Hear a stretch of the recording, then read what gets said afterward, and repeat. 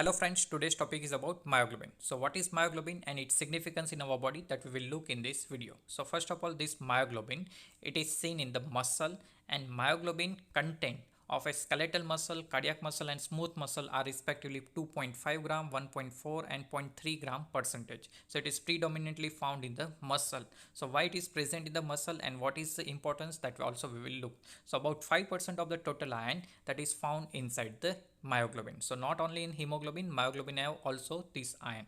So myoglobin is a single polypeptide chain, means it is monomeric in unit. So it is a one of the important protein and it is monomer in nature. So as compared to hemoglobin, it is monomer. It contains total 152 amino acid and molecular weight about 17,500 daltons. So alpha and beta chain of hemoglobin. So already we have said that hemoglobin, that is tetrameric, means it has a 4 polypeptide chain and mostly 2 alpha and 2 beta variety.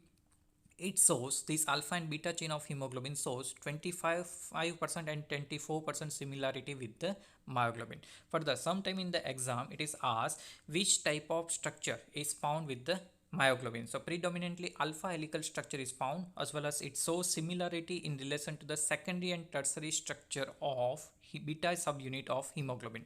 So it is frequently asked in the MCQ also. You would remember it shows predominantly alpha helical structure and it has similarity in relation to secondary and tertiary structure of beta subunit of hemoglobin. Both the thing you would remember because it is asked in a MCQ also. Further, this one molecule of hemoglobin can combine with the one molecule of oxygen, or simply it can be said that 1 mole of myoglobin that can combine with the 1 mole of the oxygen. So hemoglobin carries oxygen from lung to the tissue capillary.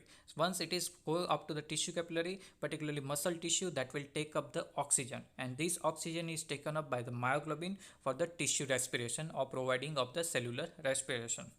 So myoglobin has higher affinity for the oxygen than that of the hemoglobin, so it is able to take up this particular oxygen from the hemoglobin. So partial pressure of oxygen in the tissue is lower, about 30 mm of Hg, and at that particular partial pressure of oxygen, myoglobin is 90% saturated because it has a high affinity for the oxygen, while hemoglobin is only 50% saturated. So myoglobin has a high oxygen affinity, but it will not show any Bohr effect, cooperative effect or 2,3 BP effect are not there. So you have to remember what is the main difference between hemoglobin and myoglobin. So Bohr effect, cooperative effect and 2,3 BPG, means 2,3 bis phosphoglycerate effect, are absent over the myoglobin.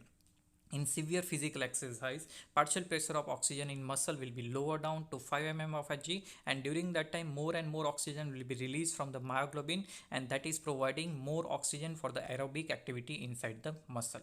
And here a structure of myoglobin is seen. So further, this myoglobin is also important for some clinical condition like particular crush injury, and in that what happen, myoglobin will be released from the muscle go into the blood, and that will appear in the urine, and that is called myoglobinuria. Further, you would remember some Oxford disease like LHON, that means Leber's hereditary optic neuropathy, as well as then one particular condition like myocardial infarction, because it is also found in cardiac muscle. So when there is a myocardial infarction, myoglobin will be released into the blood, and it is released just after 1 hour of the myocardial infarction, and it is very initial indicator of the myocardial infarction, but it has also some limitation, but its negative value will be very helpful to rule out a chances of the myocardial infarction. So that's all about myoglobinuria as well as myoglobin and importance of myoglobin in the myocardial infarction.